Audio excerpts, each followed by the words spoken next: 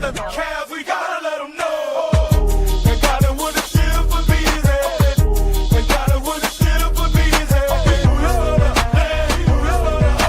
Ballin' like the Cavs, we gotta let them know. Cavs, we on. Peacock, we on. The Antoine's on. Broadcast.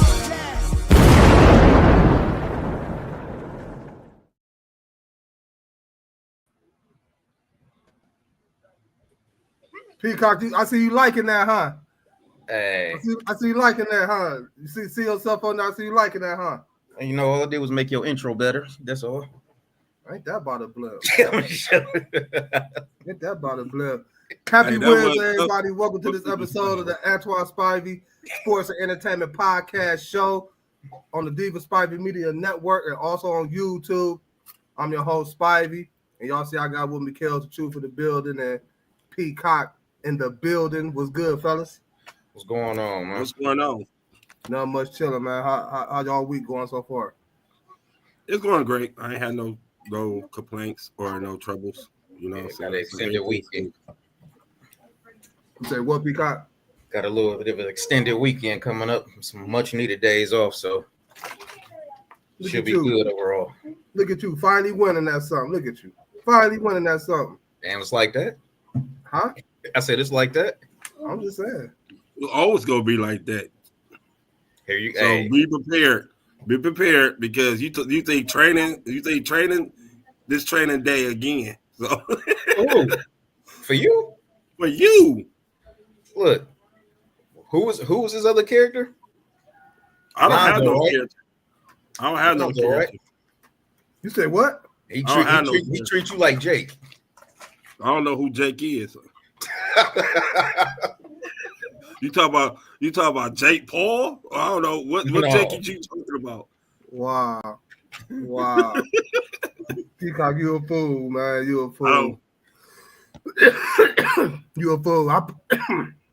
Excuse me. I appreciate everybody that's tuning in. Appreciate the support as always, man. We got a lot we're gonna get into for y'all today.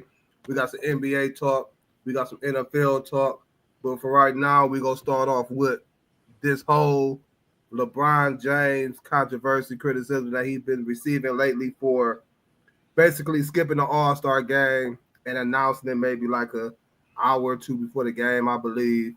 It's a lot of backlash you get from that, man. How y'all feeling about that whole situation, Peacock? I'm kind of in between because it kind of wasn't clear at first. They said like the NBA reported that it was a late scratch, that he gave them the information late, but then I'm hearing otherwise, so I really didn't get like the clear picture. But even though they said that somebody else could have got that spot, but from what I understand, they already had reserves ready to go just in case something like that happened. So if the reserves is already in place, what type of damage did he really do? Was, I guess, for somebody else just to be a reserve, as far as possibly getting in. But at the same time, I don't know if Osmond would have got to play. I mean, at the same time, I see both sides of it. So I can see them saying he ruined somebody else's opportunity. But at the same time, did he really ruin somebody's opportunity? Or like the information wasn't clearly communicated. So I was still kind of listening to it, like Shannon Sharp was saying. I seen what Stephen A said. So it seemed like everybody was in between. You at with it, Kel? What's the in between? To me, he said he wasn't playing, so therefore he should have gave out the information. LeBron is passive aggressive. He knew what he was doing from the get go. Once the trade went down with Luka, he already knew he wasn't gonna play. He already had a sore ankle, so he was gonna use the All-Star weekend to get some rest.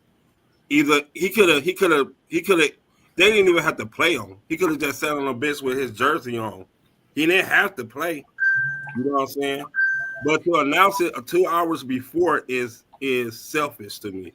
Well, that's what I'm saying. They saying that it wasn't clear if he did it like that late. It was. They already know. What the report was, he came out and said, I ain't gonna be able to play because my ankles is sore. Like maybe 2 hours ahead of whatever it was. It still was lightweight selfish, but LeBron is great, so he probably thought he can earn that. He earned that right to do that. But for somebody like Norman Powell, who could have been in there like this would have been his second year, maybe his first year, that would have been an honor for him to get in there. Yeah, that's what I said. If it was a late, then I agree with that. But if it wasn't LeBron, late and communicated that way, then right. But he still, but like who else didn't play? Ant didn't play, or Giannis didn't play, but they were still in Jersey. You know what I'm saying? LeBron was in his street clothes. You know, so he could have just even took the team picture in the street clothes. Yeah. So how? I mean, I understand you've been in there for 22 years. You never missed you never missed the All-Star game since 2004. Right. So I get it. You trying to ramp up for the stretch run. You got a new player that you trying to break in Luka. So I understand that you wanted your rest. I guess it, but at least give the proper time so they can get somebody else. That's the only thing I'd say. But other than that, he knew he wasn't playing in the get-go once that trade went down. Yeah, I'm with you on this one, Kels. And everybody know me. I'm a LeBron fan. You know what I'm saying? I rise with Bron. But in this situation, I do feel like if you knew all along, you knew days ahead, whether it's weeks ahead, you should have informed them then. It do seem like it's a selfish move for LeBron to have one to keep his streak going of making the All-Star team per se. So he probably didn't announce it then because he probably wouldn't have made the team. I don't know, but it do seem kind of selfish to me. I feel like you just said, Kels, he knew he wasn't going to play. Maybe it was when they made the trade for Luka. It could have been the last game they played. You know what I'm saying? He could have decided then, like, yeah, I'm not playing. I think he could have let the league knows in a good time frame to where they can replace him, just like how they replaced Trae Young with Giannis, because Giannis didn't play. Right. And then the fact to come out there and take the team photo, not even being in uniform, it's like, come on, Brian. You know what I'm saying? Like you and your decision making sometimes can be crazy. You look at it. You look at the decision show he had when he left Cleveland to go to Miami. Right. You know what I'm saying? Like you look at stuff like that. You look at, him the first year in Miami. Yeah, I'm taking on the villain role. I want to see how that villain role feel. Sometimes the decisions that Brian does, you know what I'm saying, does seem kind of, what's the purpose behind it? You know what I'm saying? But in this case, it do seem like a selfish move to neglect somebody else or possibly making their first All-Star team, like you just said, a Norman Powell or whatnot. But on the flip end of that, it's like, that's Brian. It's Brian. You know what I'm saying? It's Brian. You know what I'm saying? Like, damn it. Maybe I did decide I wanted to play. I was going to play, and I was warming up. You know what I'm saying? And then I felt a little pop or something, a little tweak. I don't know. I'm just saying. But damn it, he do deserve, you know what I'm saying, like, to make executive decisions sometimes, man. Like, I know motherfuckers better quit hating on Brian. That's what I do know. You know what I'm saying? I'm tired of, you know what I'm saying, the Brian hate game. Every time LeBron does something, he get blamed for players not wanting to be in the slam dunk contest or because he ain't participate. He ain't putting a gun in their head like, you better not do this because I didn't do it. You know what I'm saying? Like, everything is always Brian fault. I'm getting sick of that, man. Like, they go regret all the stuff they say about Brian when he finally do lead the game. They go miss him. That's when you criticize a player that much, and when they leave, of course you're gonna miss them because you can't criticize them no more. you got to move on to somebody else. They gonna miss what he brought to the game. They gonna miss, you know what I'm saying, like all that shit. You know what I'm saying? So right. I don't know, but like in all jokes aside, like, yeah, Brian, you could have handled that differently. You know what I'm saying? It's kind of selfish, but again, I'm conflicted because it's Brian.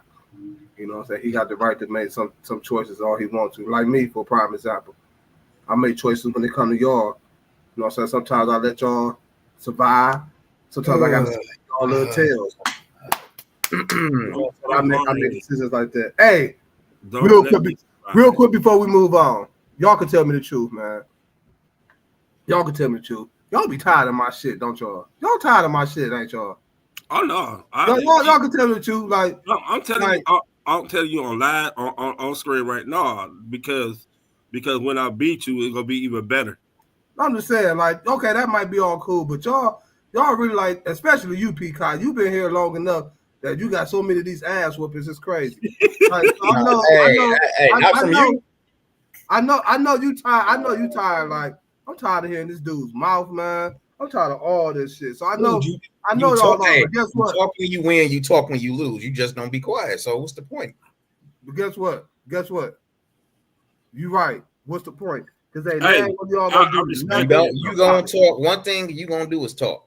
Hey, I respect that. You know, don't talk when everything good. Talk when the bad through. That's like me. I respect that. I'm gonna talk regardless. Hey, again, unfortunately, look at Lonzo when he realized it was over for him. What did he say? I'm still winning. That's him.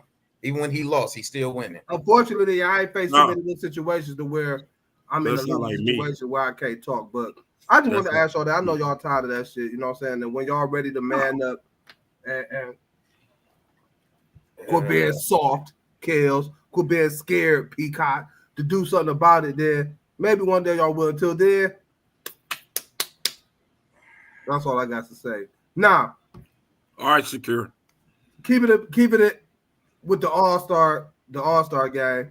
You know, for the past couple of seasons, past couple of years, for a minute now, it's like the All-Star game, but let's just be completely honest, boring. Nobody plays defense. Nobody does anything. People pay their hard-earned money to go to All-Star games. You know what I'm saying? Not on top of that, the money they get for people like us who's viewing it a lot. Right.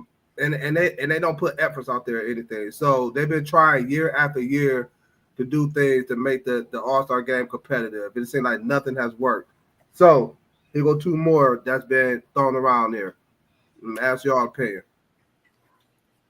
Do y'all think, or would y'all rather see, to keep the All-Star game, to get it back to competitiveness or whatever this may be, a world versus U.S. game, or 1-versus-1 tournament in the All-Star game? And why did y'all decide pick whichever one, you know what I'm saying, y'all like? Kills. I would like the world versus the United States for the simple fact, then you can see which NBA stars, players, country is better. Is it the world country players, or is it the United States country players? But don't we see that in the Olympics? No, because you see other players from different countries play with other players from their country. Okay, You are saying you saying like just okay. You saying the cream of the crops. You know what I'm saying? Of the NBA world. Luka, Joker on the same team, and Joker. Shea. I got you. I got you. You know, I mean not Steph, but you know, SGA. You know what I'm saying? They play together. I got you. Also, you will see how the world. I mean, the United States players, the LeBron, Tatum, Curry, and you know, now, we definitely see that for the Olympics. Yeah, but you see them playing each other, but they in the NBA. Most of the cats that they play in the Olympics, you have with 2 players that played in the NBA on a team, maybe. You know what I'm saying? They already practicing and playing. They just plug them in. So I'd rather see that for that sole reason. And also the world will make the United States players play hard because they're gonna go at them for bragging rights. You know, you can see Giannis. You can see Giannis up there talking to LeBron like, "Yeah, the world is better than y'all. Y'all might beat us in the Olympics, but y'all can't beat us in the NBA." You know what I'm saying? So I feel as though that would be better than a one-on-one, because if you do a one-on-one, you only got a couple of one-on-one players that I would like to see go against each other. You know, I can name a lot of those. I mean, what you maybe LeBron against KD against Giannis, at against Tatum, or I mean, you know, it's a couple that I will see, but then after that, it get what Mitchell against Brunson. See, Brunson is his nemesis. So I mean, that's the only thing. But I would rather see the world against the U.S. What about you, Peacock? I say the same. World against the U.S. Because if you look at it, like if you ever pay attention to like the baseball classics, World Classics, where they competing at it, you know, at a high pace, a high intensity that they playing. It's almost like they playing for keeps. And whereas, like he said, the world, whereas they kind of spread out because they're from different countries, but a lot of them end up on the same team just due to like the way that the culture of baseball and how diverse it is. So you still got a lot of MLB players that still end up on the same team, even though they're from different countries. But they play hard every year in and year out. They consistently playing. And then, like you said, that might make them compete harder because then you look at the world team, because you got Embiid, Luka, Giannis, Jokic, Jamal Murray. I mean, you got some good players on that list. And then if they make it even put like some type of trophy or something, that's something to keep a record of. I think that'll make them play harder. Yeah, I'm like kind of conflicted with this one because I would like to honestly see both of them. For real. You gotta have a world versus US game, and then you can have some just playing a one-on-one tournament. But my only thing before I say why is this: if they was to do the one-on-one tournament, I wonder how would they set that up? Because there ain't no way they could just have players out there playing each other, and then you end up with a Donovan Mitchell in the finals playing against a damn Joker. You know what I'm saying? Or matchups like that. So I wonder how would they do that if it was a one-on-one tournament? You about to say something else? Yeah, I think this is what I would do. I'll do it big versus big and small versus small.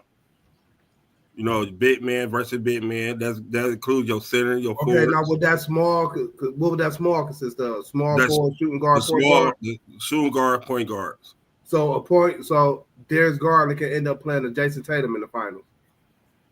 Shooting guard. So you said have it big, have category big. I consider a big is your power forward and your center. And then you got your small. Your small and your shooting guard and your point guard. So that's what I'm saying. If you got small forward, shooting guard, and point guard in the same. No, I'll put the small forward with the bigs. Because I feel like the small forwards are the bigs and the shooting guards and the point guards are the smaller version of it. So you can have a Jason Tatum going against a Joker in the finals. Yes. That's almost he's big enough, but Joker just a little bit. But he would have an advantage outside as long as you won't, because how Joker can dribble, but you gotta check him outside of the arc. You know what I'm saying? And the Joker could body him in. Yeah. But yeah, so I'm kind of, so that's be my only thing about how would they do the like set it up for us a one-on-one. Now, again, I wouldn't mind saying either one because I do agree with y'all. We will get the opportunity to see the world, you know what I'm saying, meaning all of them being on the same team, not just representing their particular countries, but they're all on the same team. So you can have a Luka Doncic, a starting five of a Luka, Joker, Giannis, Shea, and shit. Jamal Murray, Pascal Siakam. You know what I'm saying? Rudy Gobert. Like you got a plethora of options you can have out there. Kyrie Irving, for that matter. You know what I'm saying? Like United States, man. Hey, not according to the records. I know he was born in Australia. I guess it. He was born in Australia, so that gave him citizenship. I think Kyrie Irving would still probably play for the U.S., but then again, it's Kyrie Irving we're talking about, so we never know. And then, as far as the one-on-one, that'll be very interesting too, because to see which a lot of these players, you know what I'm saying, really can get it done. You know what I'm saying? Like, I wish they would have thought about this idea back in the day. We could have seen Kobe go one-on-one against Mike. You know what I'm saying? Since people like to compare them to, you know what I'm saying, like Bron against Mike. Well, No, Brian came in 2000, so that probably wouldn't have happened. No, Like and the Jordan is somewhat prime, a little bit past, a couple of years past his prime area. You know what I'm saying? You can see a Devin Booker go 1-on-1 against an Ant-Man. Luka 1-on-1 against, I don't know, Jamal Murray or Luka got to go against a damn small forward, Jason Tatum. Or Jason Tatum, you know what I'm saying? That'd be very interesting, and I think that would be a little competition too, because I don't think none of them will want to be looking foolish out there, live television, everybody watching All-Star Weekend. So I think they'll probably put a little bit more effort into that. But again, just two ways on trying to really get the All-Star Weekend back to being worth watching. At least watchable. Huh? At least watchable. Yeah, at least watchable. At least you can watch it. If it weren't for that dunk contest this year, you know what I'm saying? I don't know. Yeah, the 3-point shootout wasn't as exciting like it was last year because nobody got over. Everybody looked like what they was missing every shot but Buddy Hield. Yeah. You know. I don't know. Them just two ways, man. Like, so I won't be mad to see either one. As long as we get some more competitive back in the All-Star game. We'll see. Let's talk about some NFL. I mean, sticking with the NBA, excuse me. What y'all think is going to be some of the top storylines for the second half of the season? What is y'all looking forward to see? What team do y'all see? I think I already know what Kel's going to say with this one. What team do y'all see really making a push to get into the playoffs? You know, and what team could be a wild card factor into the playoffs that you like, damn, okay. Like, what y'all, give me y'all takes on what y'all think y'all want to see or what should happen in the second half of the NBA season. Peacock. Of course, you already know the Cavs. I think we're gonna see a more. I can't say because they gelled real well, so they was already together before the All-Star game, before the All-Star break. But I think they only gonna get better. And then they had time to rest, kind of reset, and we got a Hunter coming out with it. So I think we really gonna take off with it. You're not gonna see, you know, how we started off in them long streaks and it was a loss maybe here, another streak, then lost there. I think we're gonna get back to that. Because I feel we got better overall as a team. And a lot of the games we lost, the ones that we did lose, they weren't like blowouts. We had a few that was, but they weren't real blowouts. So some of them losses still can be wins. So I think for that, we're gonna see the Cavs really go ahead and create some separation from the rest of the division. That's my prediction. Is that what you, Kels? I feel though is this that the second half I feel that's Philly gonna make a run.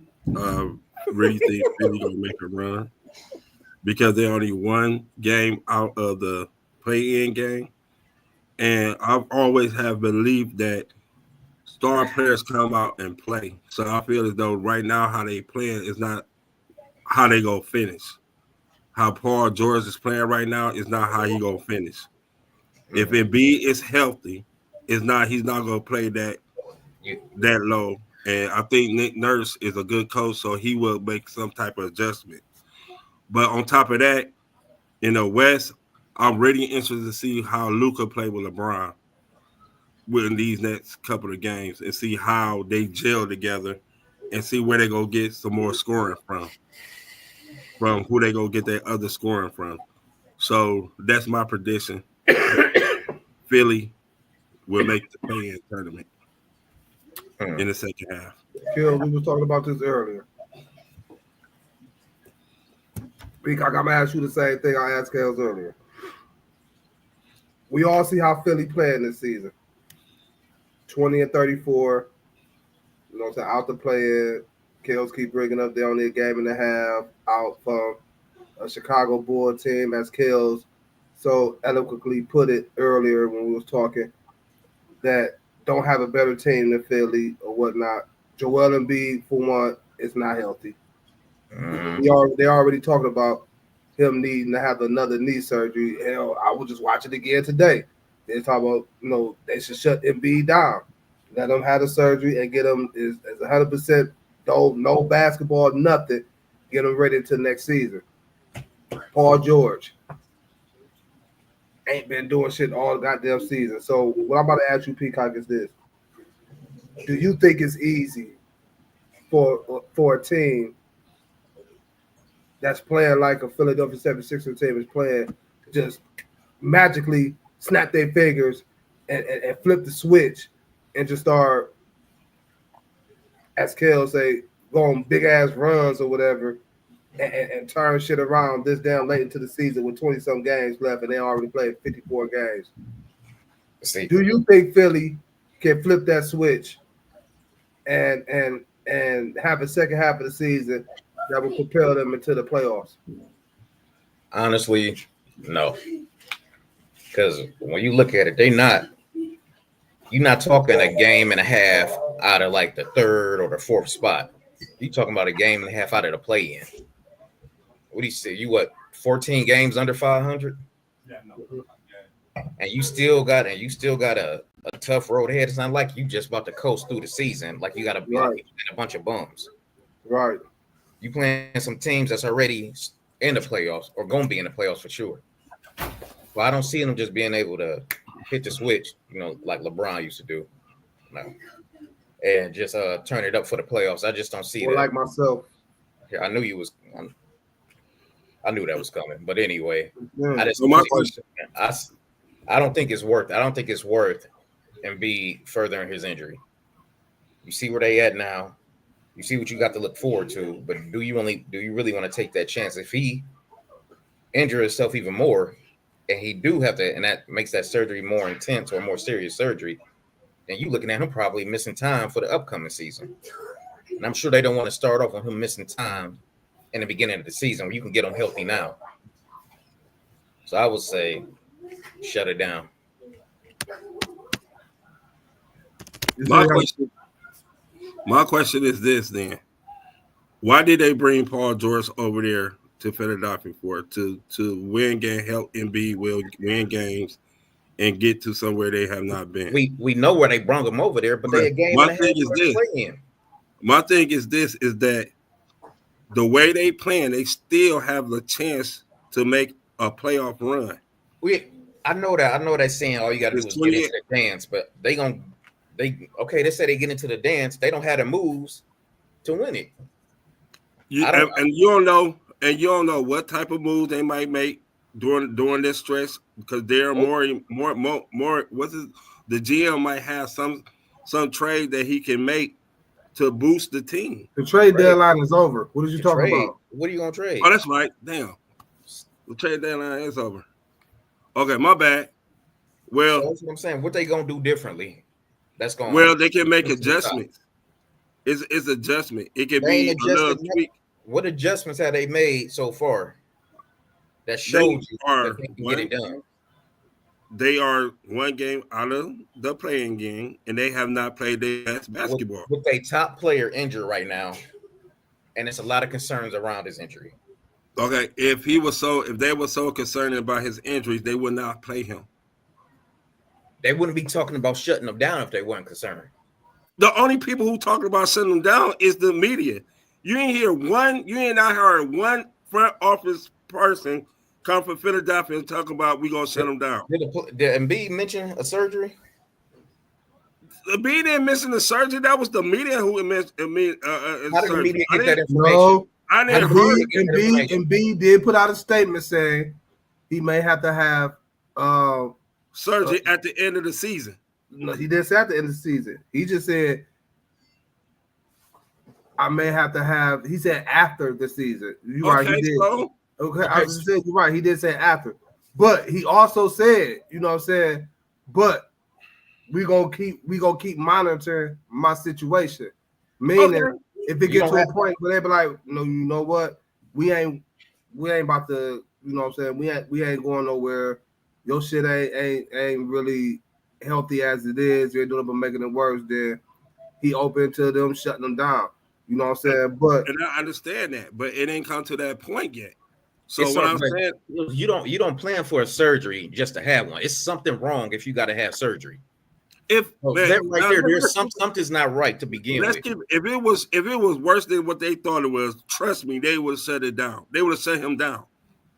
They would have shut if the medical staff came to the coaching staff and told them, hey, look, if B can't play They on don't this, always listen. Medical staff, they don't always listen to the you medical do staff. listen to the medical staff. For what I'm hearing, you know what I'm saying? Like, they're not really saying the extent of how bad it is, whatever. All they just saying is they know he's going to have it. So, But we don't know what kind of. So depending on, you know what I'm saying, like the more they keep running the tests on it to see, you know what I'm saying, what's actually going on with it. If it be like, okay, if he do have surgery, this is something he could recover in 2 months. So he could probably have it at the end of the season, have it be ready to go by the start of the season. Or if it's something they like, but if it's something like, no, this is gonna be a minute before, you know what I'm saying, he get back on the court, which Embiid did say himself. See, it's a mess up situation because he did say, you know what I'm saying, if he have to have this surgery or whatever, this could set him back for a long period of time. Whatever that meant. That means that probably means that the surgery probably gonna put him down because they probably have to go look into it more. It could be scar tissue. No, what I'm saying is he said if he do go through with a surgery, then what he do know is the surgery is going to have him down and his recovery time is going to be a long period of time. He did say that. Meaning it's a chance he won't be ready for the start of the next season. Yeah. Yeah, I guess the longer.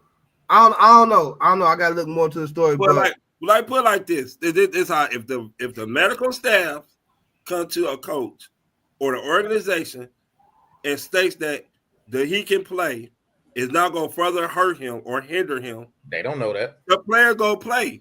Why you have a medical staff?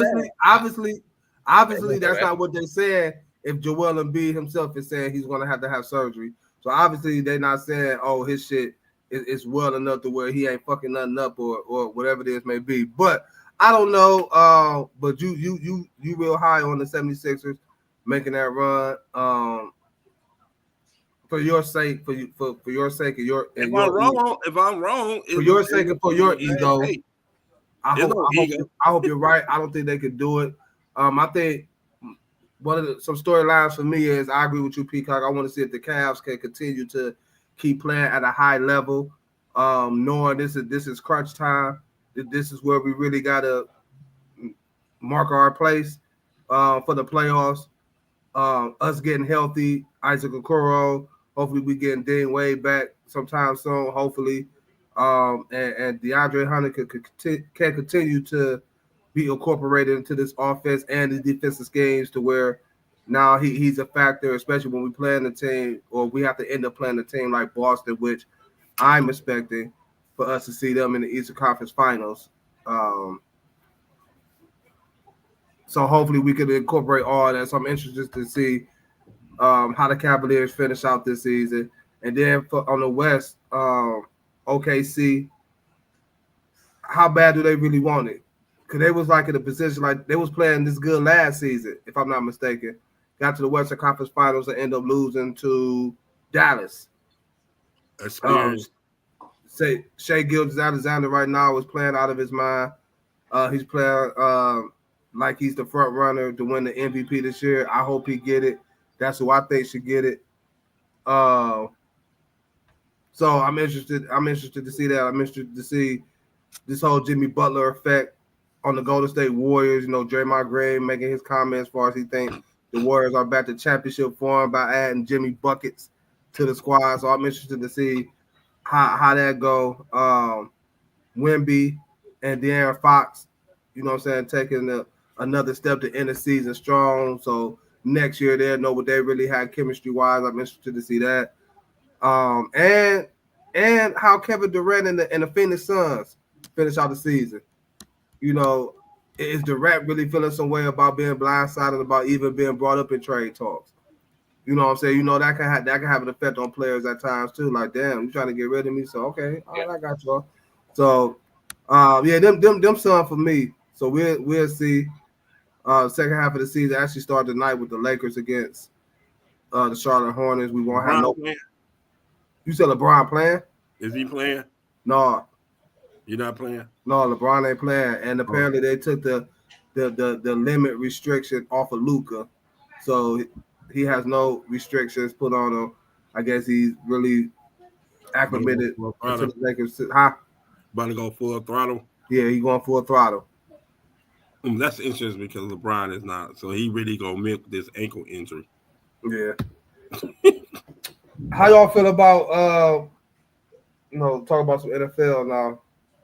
Joe Burrow, we could redoing his deal to try to get it and make it enough money to where the Bengals can re-sign their core, meaning Chase, T. Higgins, and the defensive end Hendricks. Y'all like this? Y'all like this about Joe Burrow? What is this? What is Joe Burrow doing? By Joe Burrow doing this, what is that showing y'all about the Bengals trying to win? Joe Burrow as a leader, and just how players handle business period in the NFL kills. Oh, I love it because he going by the Tom Brady model. You know, I need people to help me succeed. He sees that. He sees that he needs Ted Higgins to succeed. He sees that he needs Trey Hendricks over on the defensive side to help him win the ultimate goal to go to the Super Bowl. I always felt that when you are the leader of the team, you got to lead by example. I'm going to cut you off, Kels, but we got some news coming. We just talking about the Cavs and what they're going to do second half of the season. Shams Shariana, I hope I'm pronouncing his last name correctly, just reported that the New Orleans Pelicans forward Javonte Green has agreed to a contract buyout and intends to sign with the Cleveland Cavaliers upon clearing waivers. So that's another guy we could put on the wing. So who we gonna waive though? Or do we got another roster spot? I don't know. Whoever they waive, they can go ahead, but that's another nice move for the Cavaliers. But go ahead, I didn't mean to cut you off. Just cool. That was breaking news. When you need to be successful, you need the players that you are used to throwing the ball to. And to give up a couple more $1 million to have your other brother, like they like to say in the NFL, their other brother make more money, that shows the character of that person. Meaning that I have the money, I have all the money and everything, but I need help on the opposite side so I can be successful. So with that said, this is an unselfish act by Joe Burrow, which is going to get him real good kudos because that's what Tom Brady did. Tom Brady was never the highest paid football player in NFL, but he always won rings. You see what I'm saying? So to redo your contract, especially by a quarterback, that shows a lot of sign that, hey, I'm willing to win. I know what y'all done for me. And look, Cincinnati, look, Mike Brown, we're going to change that narrative that we are cheap. So that's the move by Joe Burrow. Peacock, talk to me. I'm the same. Like you said, Tom Brady proved it could be done. Hey, look how many times he restructured his contract or didn't take a max deal, and he put pieces around him. Joe Burrow, he want to win now. To lose players right now could potentially put them back in a kind of a rebuild mode. They'd be taking a step back. So the fact that he's willing to give up the bag to keep pieces around him and possibly bring new pieces in to help tells you that he want to win now. That's one of the biggest unselfish moves you can make as you try to stay a contender or move along even further. Because it wasn't too long ago they were just in a Super Bowl, and to start losing pieces now, you'll be going in the other direction.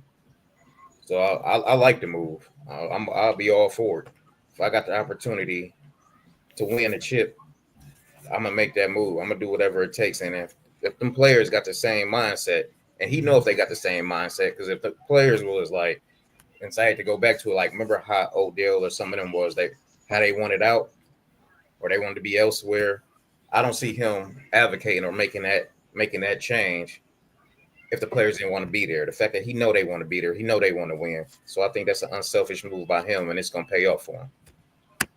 Yeah, I wish it was more players in the league that had this mindset, but the way things have changed with the league, and pro sports period, but sticking to the NFL, players are all about themselves. A lot of players are about themselves, all about their bag, which I'm not advocating that they don't go get their bag, especially if they deserve it. But it seems like that's what they're more concerned about is that bag. And the fact that Joe Burrow is willing to reconstruct his and lose money to keep a team built around him because he see how the direction that the league is going in. I give him all types of kudos. I'm with y'all. He's showing that he want to win and he want to win now. And even to do it to keep a key defensive person is showing a lot as well.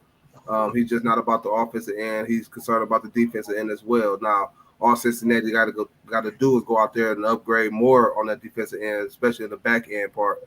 Yeah. And he'll be all right because anytime you got a healthy Joe Burrow, Jamar Chase, T. Higgins, you can add Chase Brown to that list now because he done played out of his mind this past season. And they slot receiver nice, Ishabas. Yeah, and then you got Gesicki at the tight end, which we'll see if he's back with them next season or not. That's a potent offense. And Joe Burrow know that. These boys can put up points at any given time. You know what I'm saying? So I commend the move. I just wish more players would do it. Like I always tell you, Kels, it's about championships, man. It's not about just settling for going to the playoffs. We was a playoff team. We've been in the playoffs the past 5 years. We good. No. You play the game to win championships. And you have to get there to even You play the game to win championships. If you don't get there, then you can't compete. You okay? And if you don't get there, then don't settle for the. At least let's get started straight. I'm the best fourth place team y'all ever seen. I don't settle. I don't settle for not winning a championship. I don't settle for not winning a championship. I just embrace the season as it is. You embrace the failure. No failure. Long as you ain't come in last, you know what I'm saying? You happy with that. Now if you come in last, you pick like no, Kel, listen. Yeah. I'm a failure.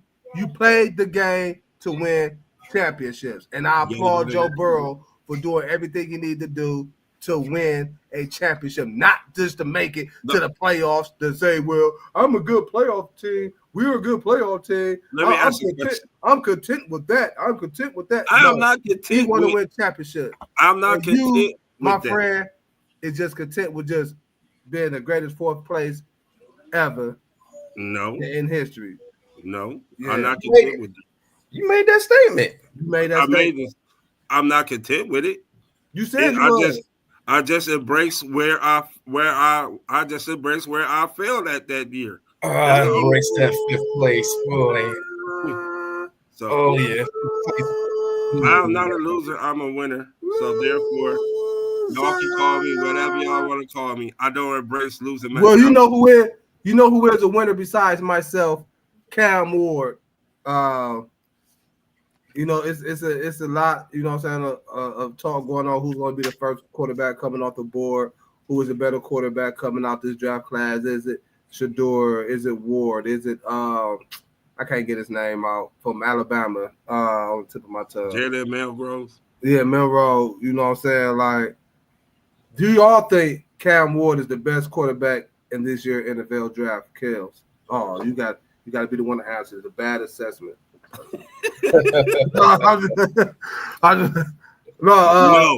No. I don't think neither quarterback this year. I don't think this quarterback class is. It's good. Don't get me wrong. Shador got skill sets. You know, his quality is that he's poised, he's accurate. But let's see how he plays in it. But his arm strength is average. You know what I'm saying? Cam Ward is more athletic, and his arm strength is more potent. But I don't think he's more football ready. I think he just used. I just think he just used his athleticism to get him through. Some say he the most ready quarterback in the class, but go ahead. No, I think Shador is the most ready. I think Shador is the most ready to understand the complex of the defense. I think Shador can read the defense because of Dion, because of his father, how he taught him how to stay in the pocket. It's a whole Shador do different not ball get game in the NFL though. Shador don't get rattled. So Shador don't get rattled. But I feel as my team, I think we should not take a quarterback with the first round. I think we could get somebody like Jalen Monroe and have Kirk Cousins, somebody teach them. You know what I'm saying? In the later rounds. To take a quarterback now, even as a Cam Ward or Shador Sanderson, I don't think they're ready to make that impact like CJ Stroud or Jaden Daniels did. I don't see that in them. I mean, I'm sorry. Maybe I'll be wrong. Oh, your opinion. But I don't see that in them. But him and Shador is a toss-up to me. You know.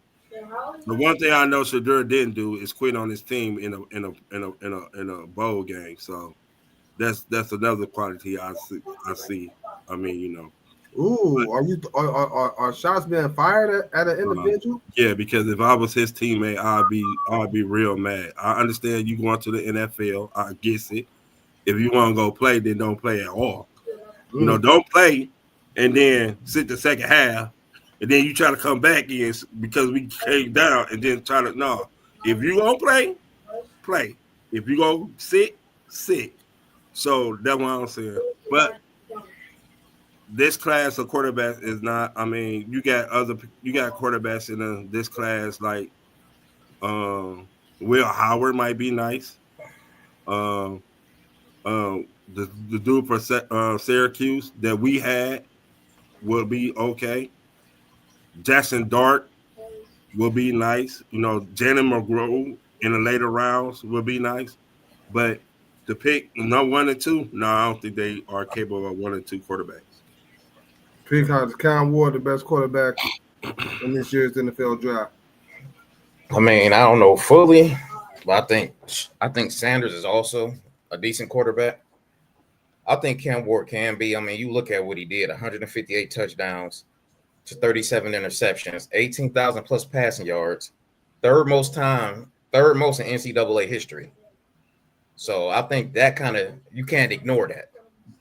All the quarterbacks that came through, and he's third in NCAA history as far as like passing yardage. So, and you look at his ratio from touchdowns to interceptions. I mean, he doing something right.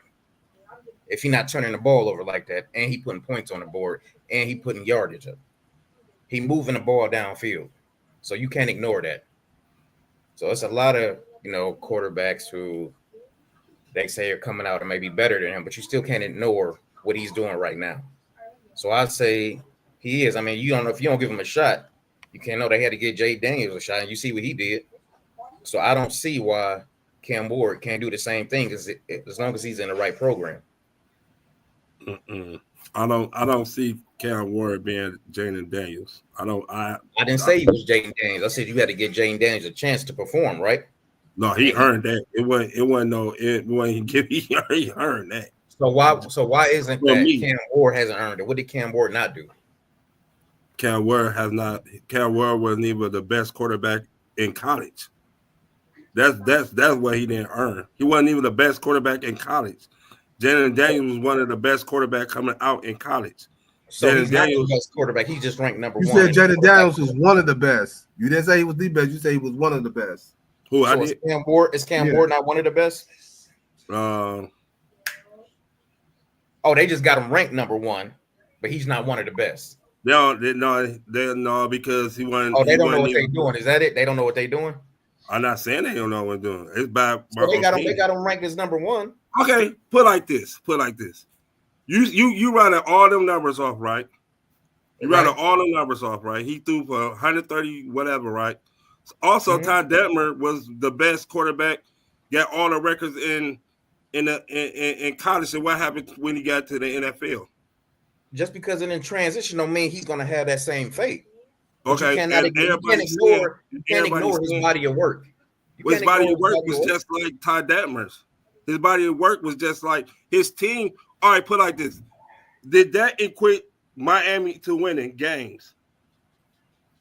Okay. What he did it help Miami win games? They said Lamar Jackson. Lamar Jackson wasn't going to be nothing. What did he turn out to be? They was already talking about Lamar Jackson was going to be one of the good quarterbacks. That's why he went in the second round. They didn't know what he was going to be because he was going against Baker Mayfield, who was a goddamn Heisman Trophy winner. They still said they didn't know what they were getting in him. He was going against other quarterbacks that they thought that was better than him. Name a besides Shador. Keywords. You said thought. Besides Shador and Cam Ward, name another quarterback. Who came out in Lamar Jackson's draft class? Baker Mayfield. Go ahead. Mm-hmm. Baker Mayfield. Yep. Sam Darnold. Right. Josh Rosen. Right. And Lamar Jackson. Josh Allen. So Lamar, who went last out of all of them? And Lamar was fifth on that list. Fifth on the list, and look how far he dropped down. He dropped down because he wasn't talked about. Because they didn't know what they were. He was talked about. You see what he did. Bill, you just said he was talked about. Now you said he wasn't talked about. He was talked about, but he was not one of the best quarterbacks that they were going to draft. Only thing that was concerned about Lamar Jackson was his accuracy. His accuracy was his main issue coming out of college. Right, and he went to a right team that we just talked about. How if a team can mess up your development, he went to the right team to develop him. So I just said, if Cam Ward lands in the right team and the right program, right situation, you telling me he gonna have to drop. He gonna have to drop why? Because the teams that's up gonna need him to play right now. And he's not ready to play. So who will he have to drop to? Who will he have to drop to? Yeah. You saying Cam Ward is not ready to play right now? No, he's not ready to play right now. So where does he need to drop to that's gonna need him that he can play right now and be good for? He gonna need let me think. I would say this: if he drop down to Pittsburgh, who can develop quarterbacks? So he gonna go over there and start over the ones that's there right now. I didn't say start. You said play right now. What did I say? I said he gonna have to go somewhere where he got to play. I said get developed. No, that's not. You said he gotta be ready to play. I said get developed. No, I asked you. I said he's not ready to play. No, I just asked you where is the place that Cam Ward got to go to play now or whatever. And you said Pittsburgh. He's not gonna play nowhere now. If you go to Tennessee, he's not gonna play right now. He's gonna be behind Will Levis. What's wrong with the teams up there right now to draft him? What's wrong with him going somewhere right there? Because they didn't have the proper. They didn't have when you that low, you have not won, and your organization is not ready to develop a quarterback or anything. That's why they always said that a quarterback best years are his third year because he developed. Back in the day, before everybody was just thrown in, it took a quarterback at least 2 or 3 years to even play. So what's wrong with him being drafted in a position in a 1 or 2 spot and being developed? Because he's not gonna be developed. He's not gonna get developed because soon as the quarterback that's in front of him messed up, they're gonna throw him into the fire.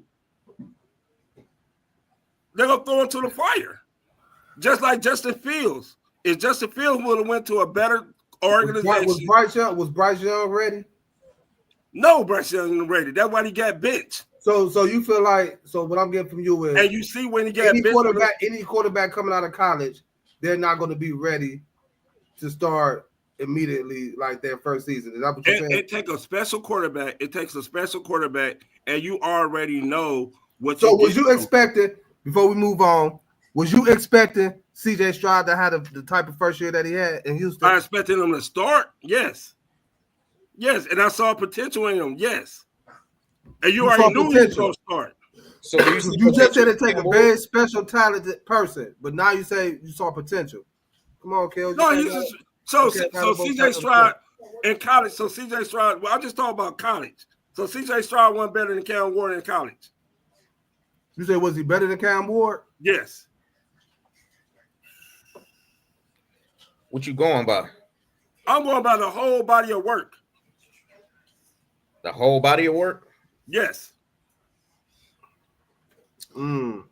Let's see. I'm gonna have to look into that one.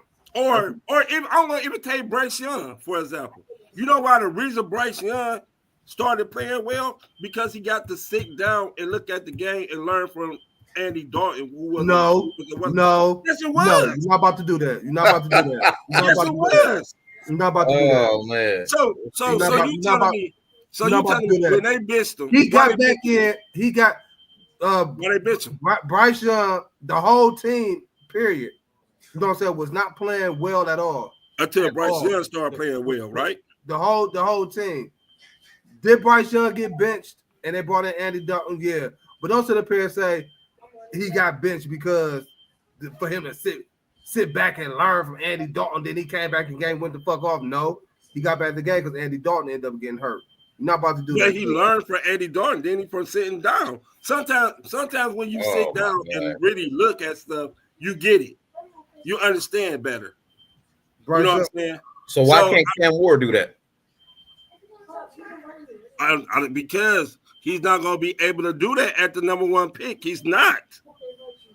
Just like Bryce Young didn't. Okay, Kev. Well, I think Cam Ward, I think differently than what you say, Kel. Your opinion, my opinion. I think Shador better than Cam Ward. I don't know about that, man. I really don't know. Real quick before we get up out of here, it's back. Been gone for a while, but what's on your mind? Wednesday is back. I'm gonna say this. What's on my mind is this. Peacock. I wish. This go for all y'all, but mainly you right now, Peacock.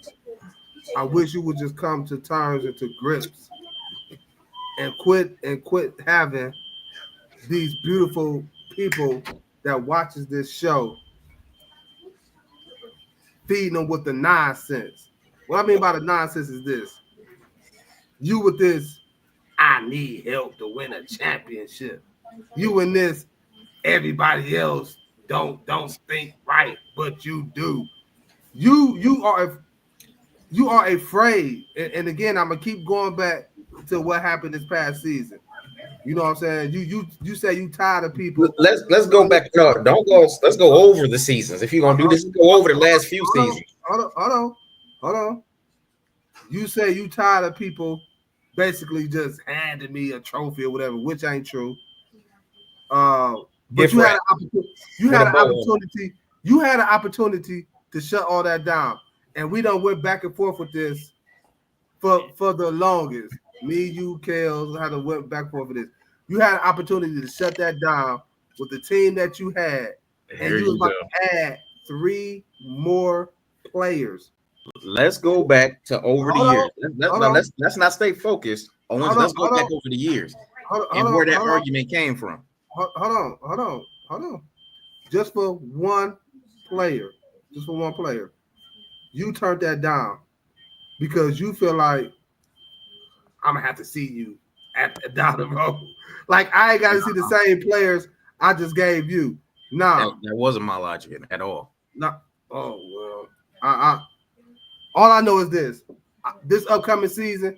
What I need for you to do is finally man up, and whether it's me, Kills, or anybody else in the league that has the opportunity to make you better, don't be scared. Do it. Don't be scared. Do it. And with that being said, I appreciate everybody that tuned in today on YouTube and on the Diva Spivey Media Network. Oh, so you don't want to get the rest of the info out there. I see what you're doing. Okay, Vic. To get out there. I see you, Vic. Yeah, our next segment on your mind will be next Wednesday. Mm-hmm. Let me write this down. So you got your opportunity.